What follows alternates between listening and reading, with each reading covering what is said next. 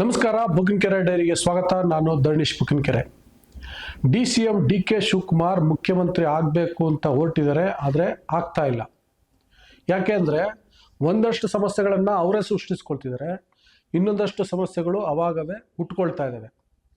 ಈಗ ಆ ರೀತಿಯ 3 ಹೊಸ ಸಮಸ್ಯೆಗಳು ಹುಟ್ಕೊಂಡಿದ್ದಾವೆ DK ಶಿವಕುಮಾರ್ ಪಾಲಿಗೆ. ಅವೇನು ಅಂತ ಹೇಳ್ತೀನಿ. ಅದಕ್ಕೆ ಮೊದಲು ನಾನು ನಿಮಗೆ ರಿಕ್ವೆಸ್ಟ್ ಮಾಡ್ತೀನಿ, ನೀವು ಇನ್ನೂ ಬುಕ್ಕಿನಕೆರೆ ಡೈರಿಯನ್ನು ಸಬ್ಸ್ಕ್ರೈಬ್ ಮಾಡಿಲ್ಲ ಅಂದರೆ ದಯವಿಟ್ಟು ಸಬ್ಸ್ಕ್ರೈಬ್ ಮಾಡಿ, ಲೈಕ್ ಮಾಡಿ, ಶೇರ್ ಮಾಡಿ, ಬೆಲ್ ಬಟನನ್ನು ಪ್ರೆಸ್ ಮಾಡಿ. ವೀಕ್ಷಕರೇ, DK ಶಿವಕುಮಾರ್ ಅವರಿಗೆ ಒಂದಷ್ಟು ಹೊಸ ಸಮಸ್ಯೆಗಳು ಸೃಷ್ಟಿ ಆಗ್ತಾ ಇದ್ದಾವೆ, ಇನ್ನೊಂದಷ್ಟು ಸಮಸ್ಯೆಗಳನ್ನು ಅವರೇ ಸೃಷ್ಟಿಸ್ಕೊಳ್ತಾರೆ ಅಂತ ಹೇಳಿದೆ. ಮೊದಲಿಗೆ ಅವರೇ ಸೃಷ್ಟಿಸ್ಕೊಳ್ತಿರುವಂಥ ಸಮಸ್ಯೆಗಳನ್ನು ಹೇಳ್ತೀನಿ. ಈಗ ಮೊನ್ನೆ ಕನಕೋತ್ಸವ ಸಮಾರಂಭದಲ್ಲಿ BJP ಸಿಂಪಥೈಸರ್ ಆದಂತಹ ನಟ ರಿಷಬ್ ಶೆಟ್ಟಿಯನ್ನು ಕರೆದು ಮಾತನಾಡಿದ್ರು. ಮೊನ್ನೆ ಅದ್ರ ಬಗ್ಗೆ ನಾನೊಂದು ವಿಡಿಯೋವನ್ನು ಮಾಡಿದ್ದೆ.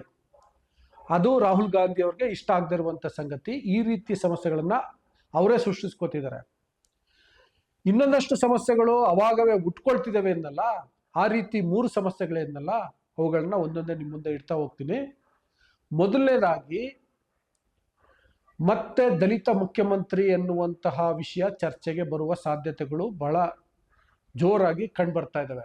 ಹೇಗೆ ಅಂದರೆ, DK ಶಿವಕುಮಾರ್ ಹಿಂದೆ ದಲಿತ ನಾಯಕರು ಸಭೆಯನ್ನೇ ಮಾಡಬಾರ್ದು ಅಂತ ಹೇಳಿ ಹೈಕಮಾಂಡ್ನ ತಮ್ಮ ಪ್ರಭಾವವನ್ನು ಬಳಸಿ ಆ ಸಭೆಗೆ ತಡೆಯನ್ನು ತಂದಿದ್ರು. ಈಗ ಅಧಿವೇಶನ ನಡೀತಿರುವಂಥ ಸಂದರ್ಭದಲ್ಲೇ ದಲಿತ ಶಾಸಕರು, ಸಚಿವರು, ಮಾಜಿ ಸಚಿವರು ಎಲ್ಲ ಸೇರಿ ಸಭೆ ಮಾಡಿದರೆ.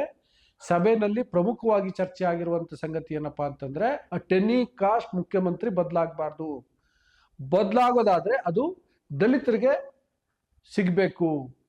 ಅಂದರೆ ದಲಿತರಲ್ಲಿ ಯಾರನ್ನಾದ್ರೂ ಮಾಡಿ, ಮಲ್ಲಿಕಾರ್ಜುನ್ ಖರ್ಗೆ ಅವರನ್ನ ಮಾಡಿ, ಪರಮೇಶ್ವರ್ ಅವರನ್ನ ಮಾಡಿ, ಅಥವಾ ಮತ್ತೊಬ್ಬರನ್ನ ಮಾಡಿ, ಒಂದೊಮ್ಮೆ ಸಿದ್ದರಾಮಯ್ಯ ಅವರನ್ನ ಮುಖ್ಯಮಂತ್ರಿ ಸ್ಥಾನದಿಂದ ಕೆಳಗಿಳಿಸಿದ್ರೆ ದಲಿತರಿಗೆ ಅವಕಾಶವನ್ನ ಕೊಡಿ ಅಂತ ಬೇಡಿಕೆ ಇಡಲಿಕ್ಕೆ ಒಂದು ನಿರ್ಣಯವನ್ನ ಮಾಡಿದರಂತೆ ದಲಿತ ಶಾಸಕರ ಅಥವಾ ನಾಯಕರ ಸಭೆಯಲ್ಲಿ.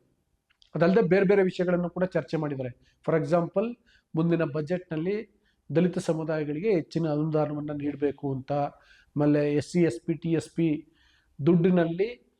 ದುಡ್ಡನ್ನು ಬೇರೆ ಕಡೆಗೆ ವರ್ಗಾಯಿಸಬಾರ್ದು ಅಂತ, ಈ ರೀತಿ ವಿಷಯಗಳು ಕೂಡ ಡಿಸ್ಕಸ್ ಆಗಿದ್ದಾವೆ. ಪ್ರಮುಖವಾಗಿ ಡಿಸ್ಕಸ್ ಆಗಿರುವಂಥದ್ದು ದಲಿತ ಮುಖ್ಯಮಂತ್ರಿ ಎನ್ನುವಂಥ ವಿಷಯ. ಇದೇನಾದರೂ ಇನ್ನಷ್ಟು ಚರ್ಚೆ ಆದರೆ ಅದರಿಂದ ಸಮಸ್ಯೆ ಆಗೋದು DK ಶಿವಕುಮಾರ್ ಅವ್ರಿಗೆ. ಇದು ಕಾಂಗ್ರೆಸ್ನಲ್ಲಿ ಹೊಸದಾಗಿ ಉಟ್ಕೊಂಡಿರುವಂಥ ಸಮಸ್ಯೆ, DK ಶಿವಕುಮಾರ್ ಪಾಲಿಗೆ ಅರ್ಗಿಸ್ಕೊಳ್ಳಕ್ಕಾಗದೇ ಇರುವಂತಹ ಸಮಸ್ಯೆ. ಎರಡನೇದು, ಇದೇ ಥರದ ಸಮಸ್ಯೆ ಲಿಂಗಾಯತ ಸಮುದಾಯದವರಿಂದನೂ ಕೂಡ ಉಟ್ಕೊಂಡಿದೆ ಅನ್ನುವಂಥ ಮಾಹಿತಿಗಳು ಬರ್ತಾ ಇದ್ದಾವೆ. ಒನ್ಸ್ ಅಗೇನ್, ಲಿಂಗಾಯತ ಶಾಸಕರು ಕೂಡ ಸಭೆಯನ್ನು ಮಾಡಿದರೆ. ಸಭೆಯಲ್ಲಿ ಮುಖ್ಯಮಂತ್ರಿ ಬದಲಾವಣೆ ಬೇಡ, ಬದಲಾವಣೆ ಆಗೋದಾದ್ರೆ ಲಿಂಗಾಯತರಿಗೆ ಅವಕಾಶವನ್ನು ಕೊಡಿ ಅನ್ನುವಂಥ ಬೇಡಿಕೆಯನ್ನು ಅವರು ಇಡಲಿಕ್ಕೆ ಹೊರಟಿದರಂತೆ, ಆ ಥರ ತೀರ್ಮಾನ ಮಾಡಿದರಂತೆ. ಬಹುಶಃ ಅವರು ಸ್ವತಃ ಈ ಥರದ ಬೇಡಿಕೆಯನ್ನು ಇಡಲ್ಲ. ಒಂದೊಮ್ಮೆ DK ಶಿವಕುಮಾರ್ ಪಾಳ್ಯದಿಂದ ಏನಾದರೂ ತಮಗೆ ಮುಖ್ಯಮಂತ್ರಿ ಸ್ಥಾನವನ್ನು ಕೊಡಲೇಬೇಕು ಅನ್ನುವಂತಹ ಒತ್ತಡ, ಆಗ್ರಹ ಕೇಳಿ ಬಂದರೆ ಆಗ ಇವರು ಈ ಪಾನನ್ನು ಮುಂದೆ ಇಡ್ಬೋದು. ಆ ಥರದ ಸಾಧ್ಯತೆಗಳು ಕಂಡು ಬರ್ತಾ ಇದ್ದಾವೆ.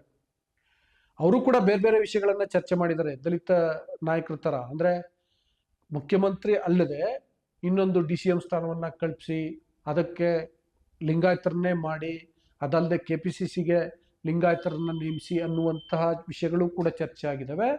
ಮುಖ್ಯವಾಗಿ ಚರ್ಚೆ ಆಗಿರೋದು ಮುಖ್ಯಮಂತ್ರಿ ಬದಲಾವಣೆ ಬೇಡ, ಮಾಡಿದರೆ ಲಿಂಗಾಯತರಿಗೆ ಅವಕಾಶ ಕೊಡಿ ಅಂತ.